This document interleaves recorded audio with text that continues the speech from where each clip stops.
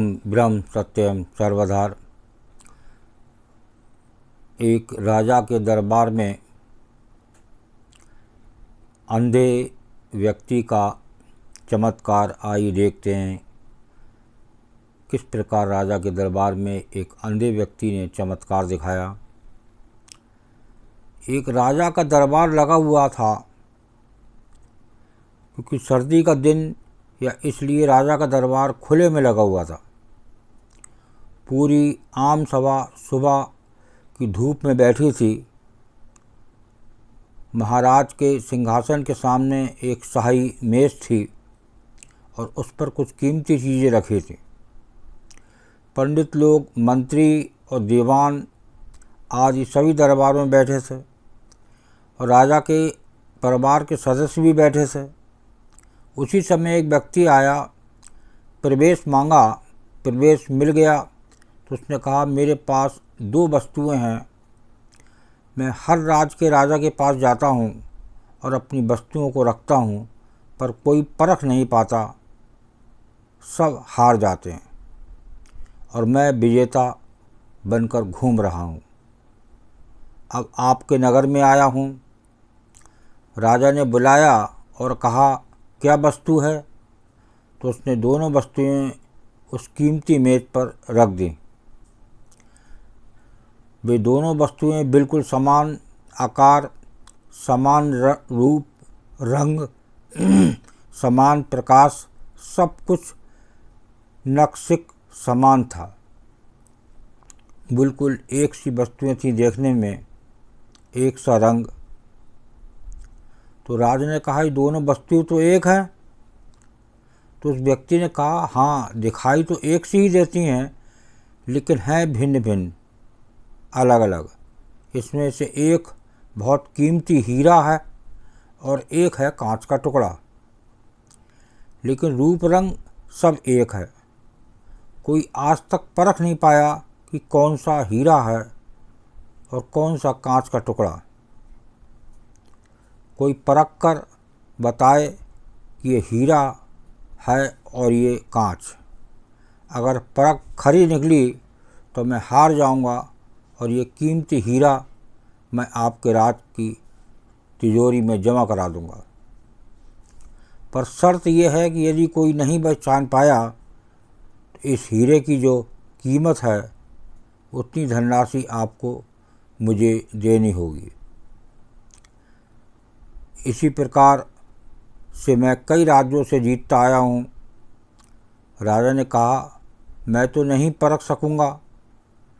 दीवान बोले, हम भी हिम्मत नहीं कर सकते, क्योंकि दोनों बिल्कुल समान हैं।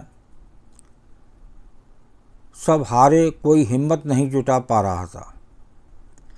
हारने पर पैसे देने पड़ेंगे, इसका कोई सवाल नहीं था, क्योंकि राजा के पास बहुत धन था, पर राजा की प्रतिष्ठा गिर जाएगी, इसका सबको भय था कि राजा की प्रतिष्ठा ना गिर जाए।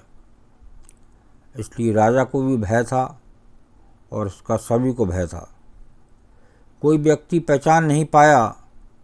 आखिरकार पीछे थोड़ी हलचल हुई। एक अंधा आदमी हाथ में लाठी लेकर उठा। उसने कहा, मुझे महाराज के पास ले चलो। मैंने सब बातें सुनी हैं और ये भी सुना है कि कोई परख नहीं पा रहा है। एक अवसर मुझे भी दो। वो अंधा आदमी एक आदमी के सहारे वो राजा के पास पहुंचा। उसने राजा से प्रार्थना की, मैं तो जन्म से अंधा हूँ, फिर भी मुझे एक अवसर दिया जाए जिससे मैं भी एक बार अपनी बुद्धि को परखूं, और हो सकता है कि सफल भी हो जाऊं, और यदि सफल ना भी हुआ तो वैसे भी आप हारे हुए हो। तो राजा को लगा कि इसे अवसर देने में क्या हर्ज है। राजा ने कहा कि ठीक है।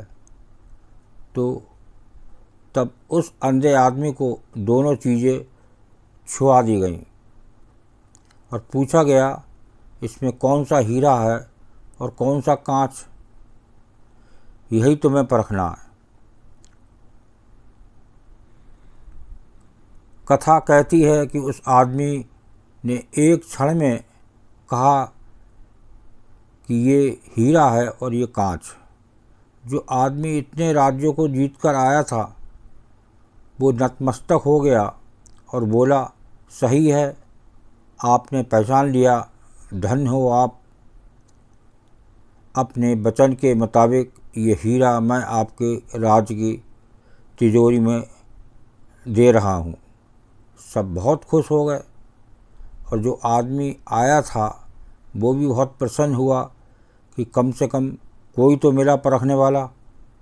उस आदमी, राजा और अन्य सभी लोगों ने उस अंधे व्यक्ति से एक ही जिज्ञासा जताई कि तुमने ये कैसे पहचाना कि ये हीरा है या कांच।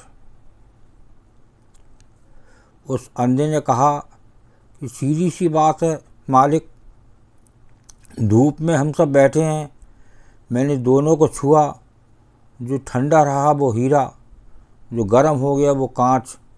जीवन में देखना, जो बात बात में गर्म हो जाए, उलझ जाए, वो व्यक्ति कांच है, और जो विपरीत परिस्थिति में भी ठंडा रहे वो व्यक्ति हीरा है। तो देखिए किस प्रकार अंधे व्यक्ति ने उन दो वस्तुओं में से छूते ही परख लिया। तो जबकि राजा के और भी दरबार में लोग थे, लेकिन कोई भी हीरे और कांच में परख नहीं कर पाया, जबकि एक अंधे व्यक्ति ने अचानक कर दिया कमाल। ओम ब्रह्म सत्यम सर्वदा। दास का प्रसंग अच्छा लगा हो तो ज़रूर शेयर करें, और ताकि और भी लोग इस प्रसंग को श्रवण करें। ओम ब्रह्म सत्यम सर्वदा।